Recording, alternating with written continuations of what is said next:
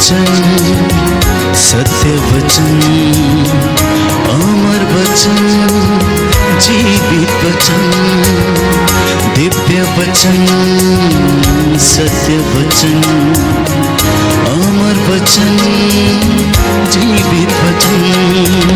साई दा बामा बनी दा बामा बगरे सा निरे सा निरे सा निरे सा निरे सा।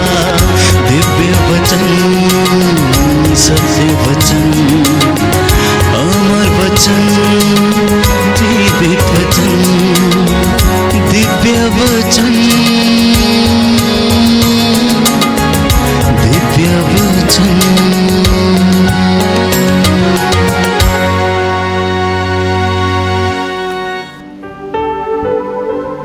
हम सब लोग आराधना में भाग लेते हैं, प्रार्थना करने आते हैं, प्रभु के दरबार में आते हैं यही इच्छा लेकर कि प्रभु मेरा धन्यवाद स्वीकार कर, प्रभु मेरी मन्नतों को कबूल कर, प्रभु मेरे घराने को आशीष दे।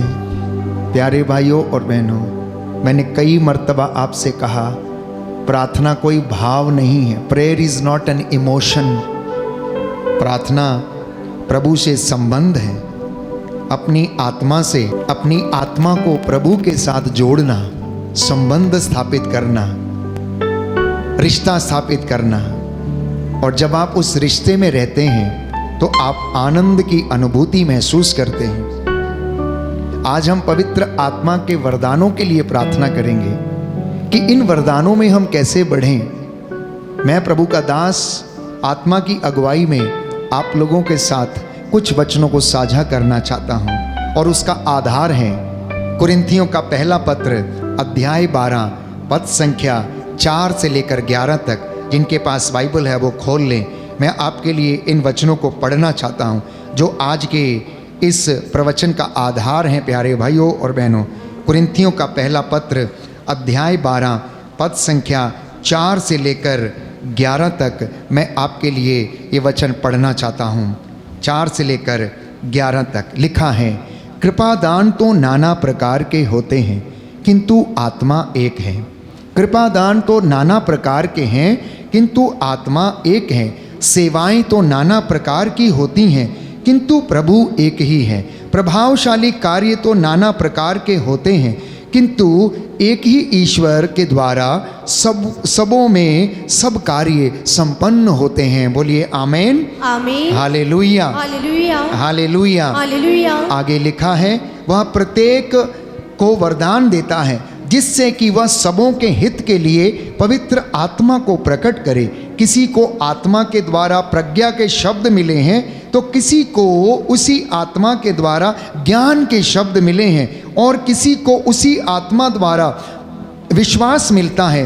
वही आत्मा किसी को रोगियों को चंगा कर, किसी को चमत्कार दिखाने का, किसी को भविष्यवाणी करने का, किसी को आत्माओं की परख करने का, किसी को भाषाएं बोलने का और किसी को भाषाओं की व्याख्या करने का वरदान देता है।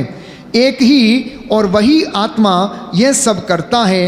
वह अपनी इच्छा के अनुसार प्रत्येक व्यक्ति को अलग अलग वरदान देता है। बोलो आमीन, आमीन, hallelujah, hallelujah, hallelujah, hallelujah, hallelujah. इसलिए प्यारे भाइयों और बहनों, संत पौलुस आपको लिख रहा है, मुझे लिख रहा है, आत्मा प्रत्येक व्यक्ति को अलग अलग वरदान देता है। जो वरदान फादर अशोक के पास हैं वो शायद किसी अन्य के पास नहीं, और जो वरदान हो सकता आपके पास हैं हो सकता वो मेरे पास नहीं। किसी को भाषाओं की व्याख्या करने का, किसी को मध्यस्थता करने का, किसी को उपवास करने का, किसी को प्यारे भाइयों और बहनों वचन की व्याख्या करने का, लोगों को चंगाई की प्रार्थना करने का वरदान आप सब में से अलग अलग व्यक्ति को योग्यता के अनुसार मिला है।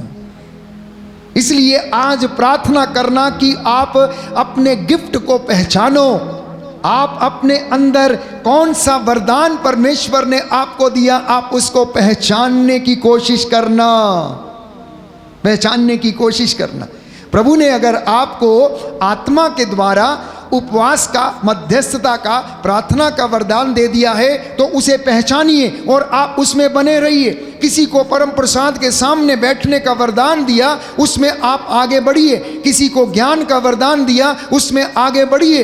किसी को भविष्यवाणी करने का वरदान मिला तो वो भविष्यवाणी करे, नबूवत करे, प्रभु से सामर्थ्य मांगे, क्योंकि ईश्वर एक है और वही एक ईश्वर एक आत्मा के द्वारा सब लोगों को अलग अलग वरदान देता है। किसी के पास वरदान है तो उससे ईर्ष्या नहीं करना, उसकी निंदा नहीं करना, बल्कि उसके लिए प्रार्थना करना कि अपने उस वरदान का वो व्यक्ति सही इस्तेमाल करे, अपने स्वार्थ के लिए नहीं, परंतु ईश्वर की योजना को पूरा करने के लिए दूसरों के हित में उस वरदान को वो इस्तेमाल करे। तो प्रवचन का ये पहला आधार है जो वचन मैंने आपको पढ़कर सुनाया। दूसरा आधार, एक वचन और पढ़ेंगे, रोमियो का पत्र अध्याय 12 पद संख्या 6 से लेकर 8। Book of Romans chapter 12 verse 6 to 8। Book of Romans chapter 12 verse 6 to 8। हम इस वचन को भी पढ़ना चाहेंगे ताकि आज के प्रवचन का आधार हम लोगों को मिल सके। हालेलुया, यीशु की स्तुति हो, यीशु को धन्यवाद, यीशु की आराधना हो, यीशु की महिमा हो, यीशु को धन्यवाद। Hallelujah, hallelujah. पद संख्या 6 से मैं आपके लिए पढ़ता हूँ। रोमियो का पत्र अध्याय 12 पद संख्या 6 और उससे आगे लिखा है, हमको प्राप्त अनुग्रह के अनुसार हमारे वरदान भी भिन्न भिन्न होते हैं। सुन लीजिए ध्यान से। इसलिए एक दूसरे की बराबरी करने की कोशिश ना करें, बल्कि अपने वरदान में आप बढ़ने की कोशिश करें। आप संत पौलुस क्या लिख रहा है? लिखा है, हमको प्राप्त अनुग्रह के अनुसार हमारे वरदान भी भिन्न भिन्न होते हैं। हमें भविष्यवाणी का वरदान मिला तो विश्वास के अनुरूप उसका प्रयोग करें। सेवा कार्य का वरदान मिला तो सेवा कार्य में लगे रहें। शिक्षक शिक्षा देने में और उपदेशक उपदेश देने में लगा रहे। दान देने वाला उदार हो, अध्यक्ष कर्मठ हो और परोपकार प्रसन्नचित्त हो, प्रसन्नचित्त हो। कितनी सुंदर बात है। शायद आपने पहले पता नहीं पढ़ा है, लेकिन समझ में आया कि नहीं आया। एक घर के मुखिया को, जो पिता है, परमेश्वर ने उसे गृहस्थ जीवन में एक आदर्श पिता बनने का वरदान दिया है। इसलिए उस पिता को अपने घर के लिए एक आदर्श मुखिया बनकर, आदर्श पिता बनकर जीवन बिताना, ये पिता की सबसे पहली बुलाहट है। एक माँ को जिसको उसने चुना अपनी घर की मुखिया बनने के लिए, घर की माता बनने के लिए, गृहिणी बनने के लिए उसे चुना, जिससे कि वो अपने बच्चों के लिए एक आदर्श जीवन बिताए, ये एक वरदान उस माँ को दिया। और इसी के साथ वो उस माँ से अपेक्षा करता है कि वो साध्वी स्त्री के जैसे अपने घर का प्रबंध करे और प्रभु की कृपा से सदा सर्वदा बनी रहे। तो लिखा है, शिक्षक शिक्षा देता चले, उपदेशक उपदेश देता चले, सेवा करने वाला सेवा करता चले, दान देने वाला दान देता चले, पुण्य के काम करने वाला पुण्य के काम में लगे रहे। और परमेश्वर कहता है यशायाह नबी के ग्रंथ में, तेरी धार्मिकता तेरे आगे आगे और मेरी महिमा तेरे पीछे पीछे आएगी। बोलो आमीन, हालेलुया। हे प्रभु यीशु, मैं इस वचन को स्वीकार करता हूँ, मैं इस वचन को ग्रहण करता हूँ। हालेलुया। हे प्रभु यीशु, मैं विश्वास करता हूँ आप मेरे लिए वचन की व्याख्या कर रहे हैं। हे प्रभु यीशु, मुझे सामर्थ्य में बढ़ने की कृपा प्रदान कीजिए। Hallelujah, hallelujah, hallelujah. लेकिन समझ कब आएगी? वचन को कब हम समझेंगे? जब हम छोटे थे तो हमें छोटी क्लासेस में, आपको पता है, 6वीं 7वीं 8वीं 9वीं 10वीं में जो आर्ट्स स्टूडेंट्स होते हैं उनके पास हिंदी का एक सब्जेक्ट है और उसमें छोटे छोटे दोहे लिखे रहते हैं और उन दोहों की व्याख्या की जाती है। वो 4 लाइनों का दोहा होता है, लेकिन उसका प्रसंग, उसका सार इतना बड़ा होता है कि उसमें बहुत सी चीज़ें छिपी होती हैं। वैसे ही प्रभु का वचन भी है, वैसे ही प्रभु का वचन है। देखने में भले ये छोटा लगता है, लेकिन अथाह सागर की तरह गहरा है, इतनी गहराई है। और उस गहराई को कब आप समझ पाएंगे?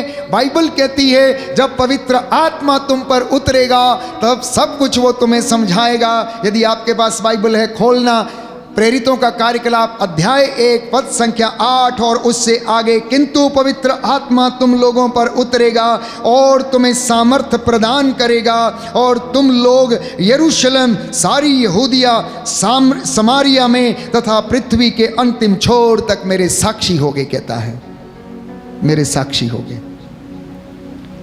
आपको पता नहीं समारिया जाने का मौका मिले या ना मिले, यहूदिया जाने का मौका मिले या ना मिले, यरूशलेम जाने का मौका मिले या ना मिले, मैं समझता हूँ आपके लिए आपका जगह यहूदिया है, आपके लिए आपका क्षेत्र यरूशलेम है। आपके लिए प्यारे भाइयों और बहनों, प्रभु के वचन को अंगीकार करके प्रचार करने की जगह आपका घर है, आपका कबीला है, आपका कुनबा है, आपका समाज है, जहाँ पर आप इस वचन की घोषणा कर सकते हैं। तो आज हम प्रभु की अगुवाई में, आत्मा की अगुवाई में इस वचन पर मनन चिंतन करेंगे कि हमारी ज़िंदगी में आत्मिक वरदानों में हम कैसे बढ़ सकते हैं। कुछ वचन मैं और आपके साथ साझा करना चाहता हूँ।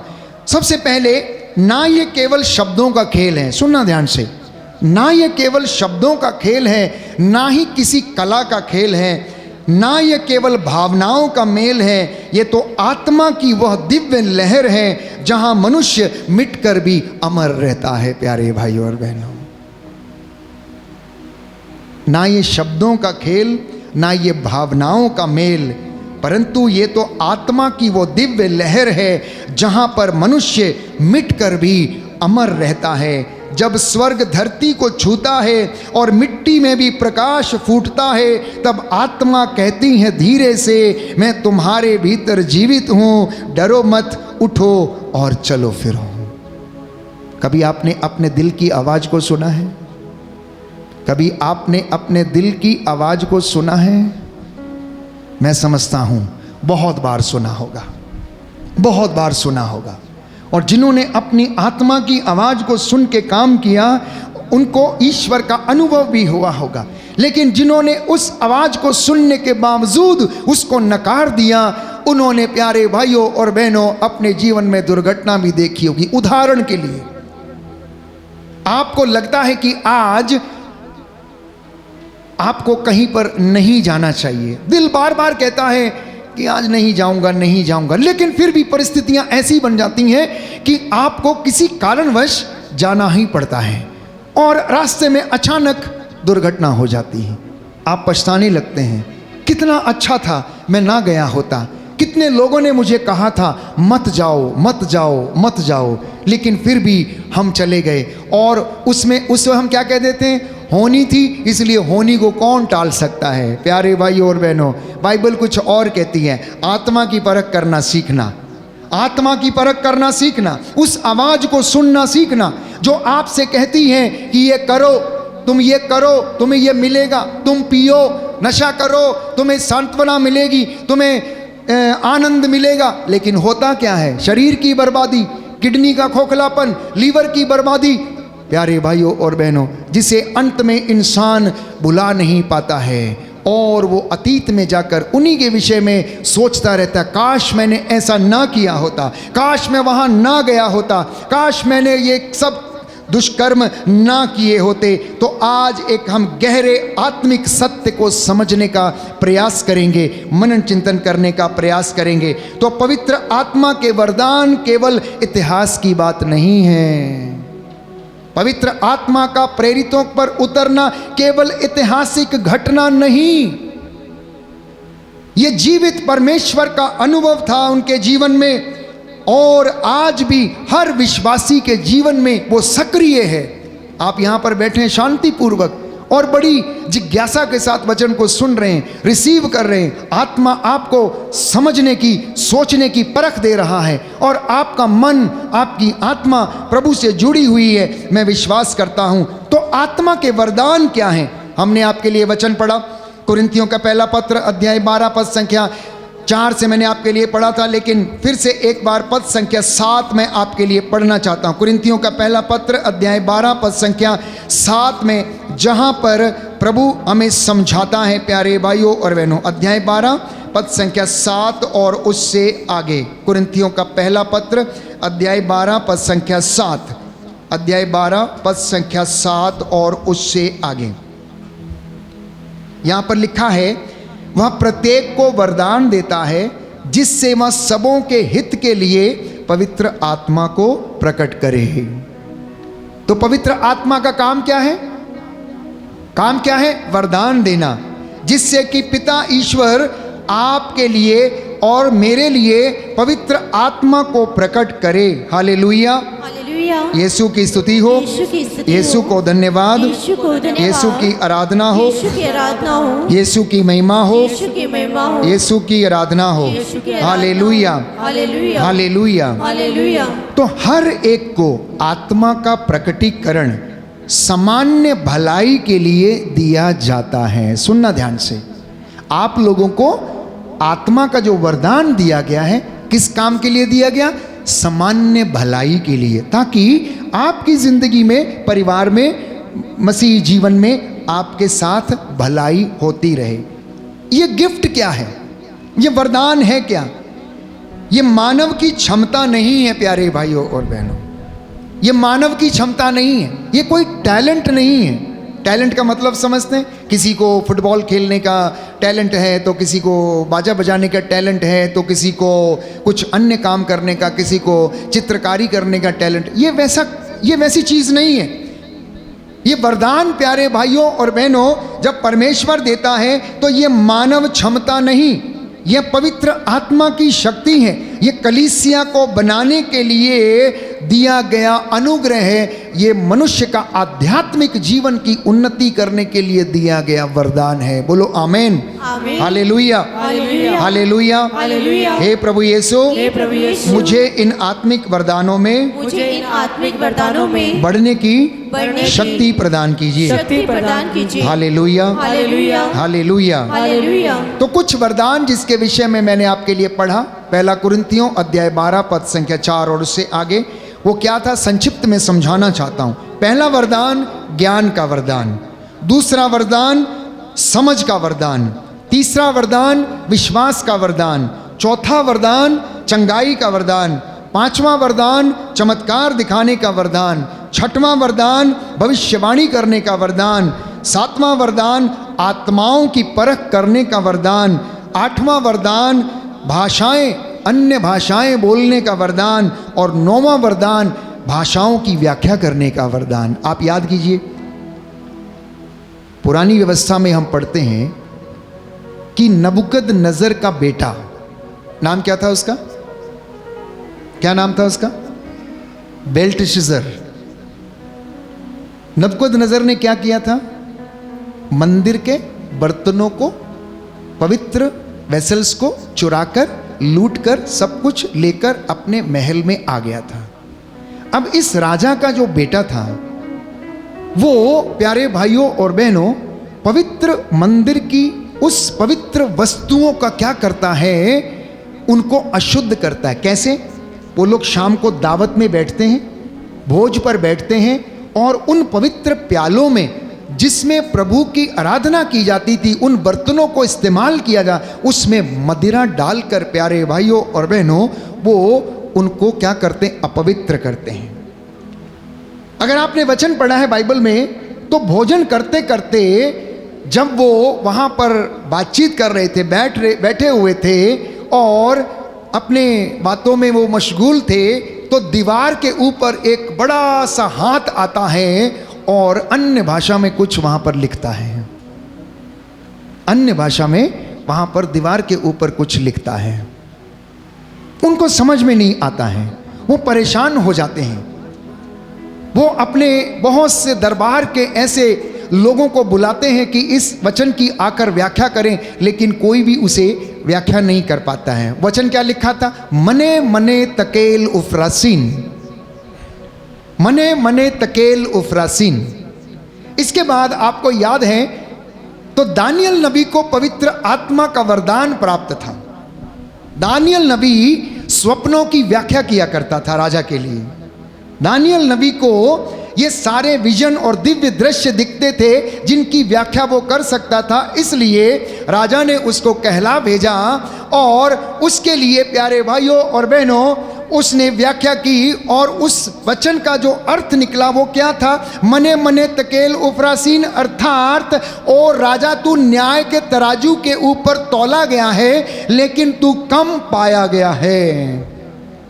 ओ राजा तू न्याय के तराजू के ऊपर तौला गया है, जो कि परमेश्वर का न्याय, लेकिन तू कम पाया गया है। और उसके बाद आप वचन को पढ़ सकते हैं। इस तरीके से भविष्यवाणी करने का वरदान उनको मिला था। इतना ही नहीं, सुसन्ना नामक युवती को, जिसके साथ दो बुजुर्गों ने बाग में अश्लील हरकत की और उसके शील भंग करने की कोशिश की, जब उसके ऊपर झूठे अभियोग लगाए गए तो प्यारे भाइयों और बहनों आत्मा से भरपूर व्यक्ति दानियल को याद किया गया और दानियल ने उनका पता लगाया कि उसमें से झूठा कौन था और सच्चा कौन था। तो आत्मा इस तरीके से लोगों को संचालित करता। ये पुराने व्यवस्था की घटना है, लेकिन नई व्यवस्था की घटना आप पढ़ेंगे तो पेंतेकोस्त के दिन प्यारे भाइयों और बहनों प्रभु का आत्मा चेलों के ऊपर उतरा और उन्हें ये सारे वरदान दिए। आप में से बहुतों को वरदान मिले हैं, लेकिन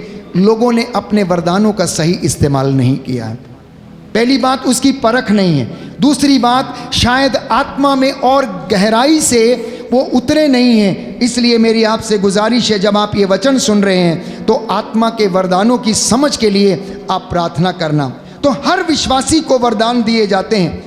अगर आप पेतरुस का पहला पत्र अध्याय 4 पद संख्या 10 पढ़ेंगे तो वहां पर लिखा है, हर एक को जो वरदान मिला है उसे दूसरों की सेवा में उसका इस्तेमाल करो। बोलो आमीन, हालेलुया, यीशु की स्तुति हो, यीशु को धन्यवाद, यीशु की आराधना हो, यीशु की महिमा हो, यीशु को धन्यवाद, हालेलुया, हालेलुया। ये सुंदर वचन है जो आपको शिक्षा देते हैं। इसलिए मैं हमेशा कहता हूँ वचन को पढ़ना शुरू कर दीजिए, जो पढ़े लिखे हैं, क्योंकि जब तक आप पढ़ेंगे नहीं ज्ञान नहीं मिलेगा।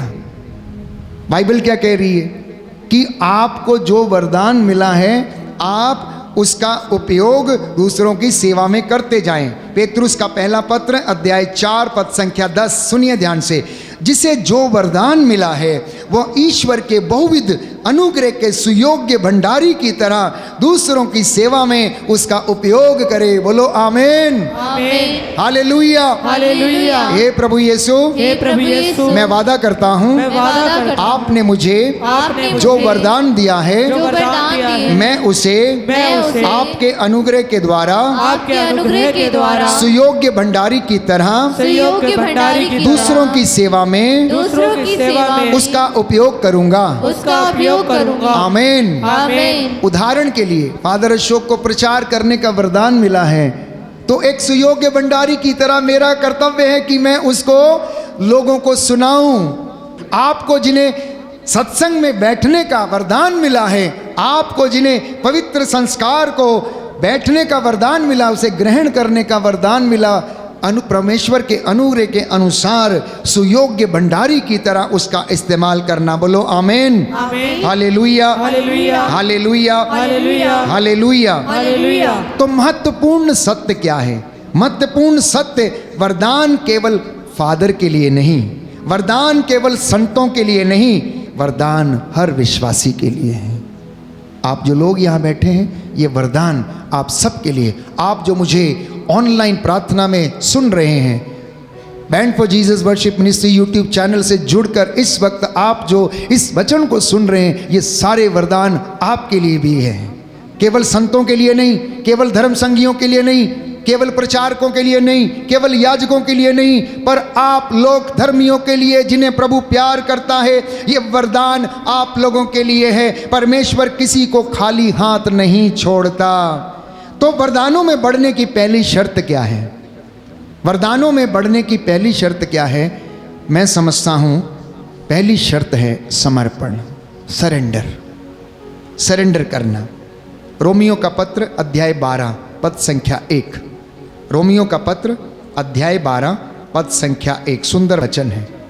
इस विषय में मैं इस वचन को आपके साथ साझा करना चाहता हूँ। अध्याय 12 पद संख्या 1 और उससे आगे लिखा है, अतः भाइयों, मैं ईश्वर की दया के नाम पर अनुरोध करता हूँ कि आप मन तथा हृदय से उसकी उपासना करें और एक जीवंत, पवित्र तथा सुग्राह्य बलि के रूप में अपने को ईश्वर के प्रति अर्पित करें। अपने को ईश्वर के प्रति अर्पित करें। धन्य है वो मनुष्य, धन्य है वो पिता, धन्य है वो माता जो नित्य सवेरे उठकर सुवर्ण बेला में, भोर में अपने बच्चों के लिए प्रार्थना करती है या करता है, अपने बच्चों को समर्पित करता है। पति पत्नी एक दूसरे के लिए प्रार्थना करते हैं, अभियोग नहीं लगाते, एक दूसरे से झगड़ा नहीं करते, वरन उन्हें समझने की कोशिश करते हैं। मैं समझता हूँ हर पति को, हर पत्नी को सुबह भोर में उठकर 4 बजे नहा धोकर सबसे पहले उस परम आत्मा, परम ईश्वर के सामने घुटना टेक कर धन्यवाद देना चाहिए कि आपने मुझे सुंदर साथी दिया, जो मुझे समझ सकता है, जो मुझे प्यार करता है, जो मेरी ज़रूरतों की देखभाल करता है, जिसके लिए तूने मुझे बनाया है और तूने मुझे जोड़ा है। हे प्रभु, मैं तेरा धन्यवाद करता हूँ। ये वरदान के लिए प्यारे भाइयों और बहनों धन्यवाद देना, क्योंकि वचन स्पष्ट करता है कि समर्पण में ही छुटकारा है, समर्पण में ही आशीर्वाद है, समर्पण में ही अनुग्रह आपको मिलता है और प्रभु अनुग्रह पर अनुग्रह आपको देता जाता है। बोलिए आमेन, आमीन, हालेलुया, हालेलुया। यीशु की स्तुति हो, यीशु की स्तुति यीशु को धन्यवाद, यीशु को धन्यवाद, यीशु की आराधना हो, यीशु की आराधना, यीशु की महिमा हो, यीशु की महिमा, यीशु को धन्यवाद, यीशु को धन्यवाद, हालेलुया, हालेलुया, हालेलुया। हालेलुया। तो बिना समर्पण के आत्मिक आशीष नहीं मिलती, बिना समर्पण के अनुग्रह नहीं मिलता, बिना समर्पण के चंगाई नहीं मिलती। चंगाई आपको मिल जाएगी, लेकिन जैसे आप डॉक्टर के पास जाते हैं वैसे ही आप फिर से प्यारे भाइयों और बहनों उसी दुख में चले जाएंगे। इसलिए मैंने कहा चंगाई के लिए मत आना, जीवन को बदलने के लिए, जीवन को परिवर्तित करने के लिए, एक ऐसा वृक्ष बनने के लिए जिसकी जड़ें इतनी गहरी होती हैं कि उन्हें प्यारे भाइयों बहनों सींचने की आवश्यकता नहीं होती, वो अपने आप पानी सोख लेती हैं। कभी कभी हम जब पहाड़ पर जाते हैं बड़ा असमंजस होता है, चट्टान के ऊपर पेड़ लगा है और वो हरा भरा है, हरा भरा है। क्या आप कभी उसे पानी देने जाते हैं?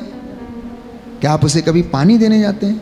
कितने लोग पहाड़ों पर घूमने गए हैं और आपने देखा है कि वहाँ पर कितने सुंदर देवदार के वृक्ष, इतने ऊंचे ऊंचे पुराने, सैकड़ों साल पुराने वो वृक्ष हरे भरे हैं, उनकी जड़ें गहरी हैं, उन्हें सींचने की आवश्यकता नहीं, उनमें इतनी ताकत है कि वो अपने लिए नमी सोख लेती हैं। वैसे ही प्रभु का बच्चा है, वैसे ही प्रभु का दास है, वैसे ही धर्मी व्यक्ति है, वैसे ही मध्यस्थ प्रार्थना करने वाला व्यक्ति है, वैसे ही प्यारे भाइयों और बहनों उसके अनुग्रह में बढ़ने वाला वो व्यक्ति है। तो प्रेरितों के कार्यकलाप अध्याय 1 पद संख्या 14 में हम पढ़ेंगे कि प्रार्थना ही आत्मिक वरदानों का द्वार है। आप लोग जो नित्य प्रतिदिन मंदिर में आकर बैठते हैं, प्रभु के सामने बैठते हैं, आप प्रार्थना करते हैं, आपकी प्रार्थना आपके लिए वरदानों का द्वार खोलती है। याद रखना मेरे भाई और बहनों, आपकी प्रार्थना आपके लिए वरदानों का द्वार खोलती है। इस वचन को मैं आपके साथ साझा करना चाहता हूँ।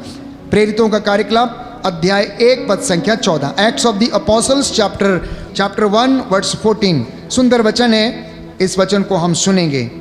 चैप्टर 1 वर्स 14, ये सब एक हृदय होकर नारियों, ईसा मसीह की माता मरियम तथा उनके भाइयों के साथ प्रार्थना में लगे रहते थे। कितने लोग घर में प्रार्थना में शाम को शामिल होते हैं या सुबह शामिल होते हैं? हाथ खड़ा करना। आमीन, आमीन। प्रभु आपको अनुग्रह आशीष प्रदान करे और आप लोग वरदानों में बढ़ते जाएं। प्यारे भाइयों और बहनों, जो घर प्रार्थना में सुबह और शाम एक होता है उसे किसी चीज़ की कमी नहीं होती है। बाइबल कहती है प्रभु अपने दास की हड्डियों की रक्षा करता है, वो अपने दास को कब्र में गलने नहीं देगा, वो अनुग्रह प्रदान करेगा। प्यारे भाइयों और बहनों, ये वचन मेरे और आपके लिए, मैंने कहा कि हर परिवार अपने आप को ईश्वर के चरणों में समर्पित करे, तो वरदान कैसे जागते हैं? वरदान कैसे जागते हैं? How can you activate your gifts?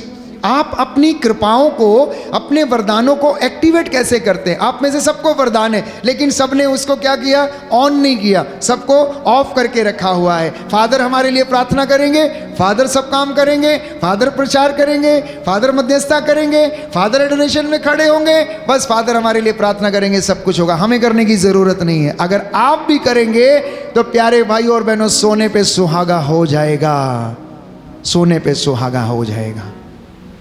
तो प्रार्थना के माध्यम से अपने वरदानों को सक्रिय बनाना, उपवास के माध्यम से वरदानों को सक्रिय बनाना, पवित्र आत्मा की प्रतीक्षा से अपने वरदानों को सक्रिय बनाना। प्रार्थना केवल मांगना नहीं, प्रार्थना आत्मा के साथ मिलन है, और उसकी जो पराकाष्ठा है तब होती है जब मैं और आप उस अनुग्रह को महसूस कर लेते हैं, चंगाई को महसूस कर लेते हैं। बोलिए आमीन, हालेलुया, हालेलुया। यीशु की स्तुति हो, यीशु की स्तुति यीशु हो, को धन्यवाद, यीशु को धन्यवाद, यीशु की आराधना हो, यीशु की आराधना यीशु की हो, महिमा हो, यीशु की महिमा यीशु को हो, धन्यवाद, यीशु को धन्यवाद, हालेलुया, हालेलुया, हालेलुया। हालेलुया। तो जब आप प्रार्थना करते हैं तब आप सामर्थ्य से भरते हैं, और जब आप सामर्थ्य से भरते हैं तब क्या होता है? डर भाग जाता है, विश्वास जाग उठता है, वरदान सक्रिय हो जाते हैं, और खाली पात्र प्यारे भाइयों और बहनों भर जाता है, जैसे कि चेले आत्मा के वरदानों से भर गए।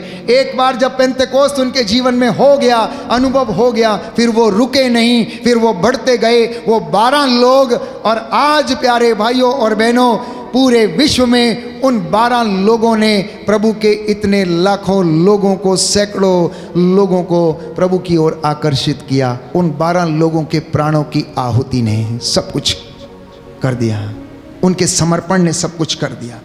तो वरदानों को रोकने वाली चीज़ें जो हमारी ज़िंदगी में हैं, जानते हैं वो क्या है?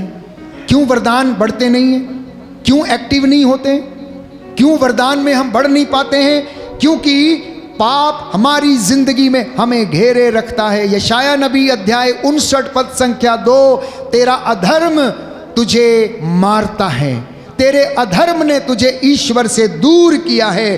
पाप परमेश्वर और मनुष्य के बीच दीवार बनकर खड़ा हो जाता है, इसलिए हमारा वरदान जो आध्यात्मिक रूप से हमें मिला है वो सक्रिय नहीं हो पाता है। और दूसरा जो रोड़ा हमारे जीवन में आता है वो प्यारे भाइयों और बहनों है अविश्वास।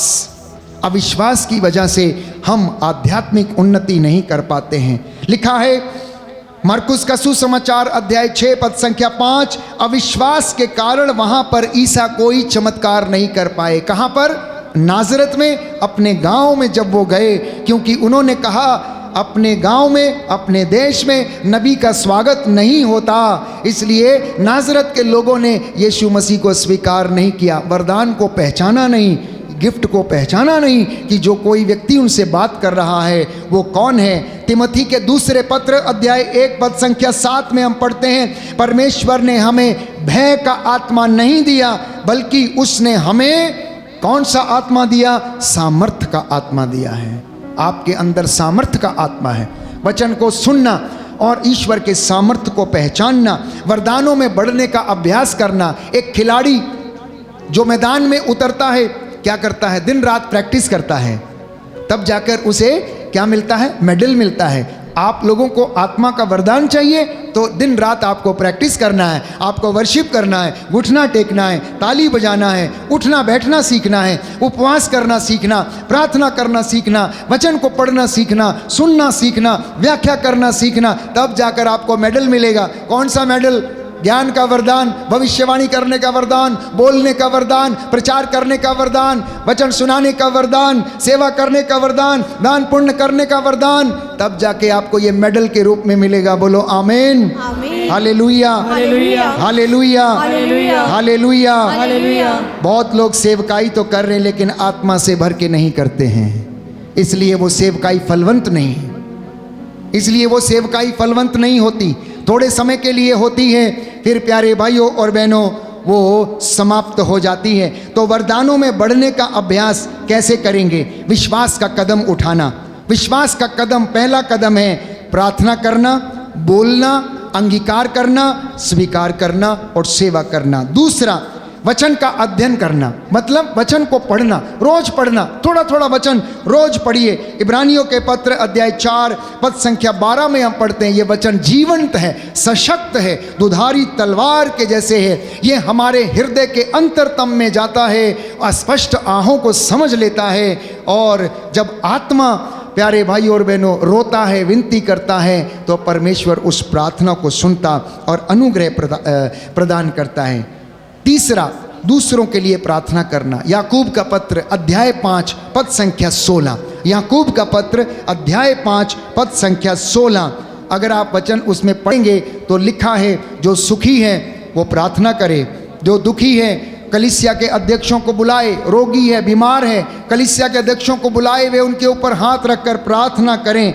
और धर्मी की प्रार्थना में बड़ा सामर्थ्य है, वो रोगी को बचाएगी, उसके असंख्य पापों की क्षमा उसे मिलेगी और इसी के साथ उसे प्रभु चंगाई प्रदान करेगा। और अंत में पवित्र आत्मा से रोज भरना और प्रार्थना करना। जब भी आप प्रार्थना करते हैं, चाहे घर में हो, बाहर हो, गाड़ी में हो, सबसे पहले आत्मा से कहना, हे पवित्र आत्मा आइए, मुझे सामर्थ्य दीजिए जिससे कि मैं प्रभु की हजूरी में खड़ा होने लायक बन जाऊं। आमीन।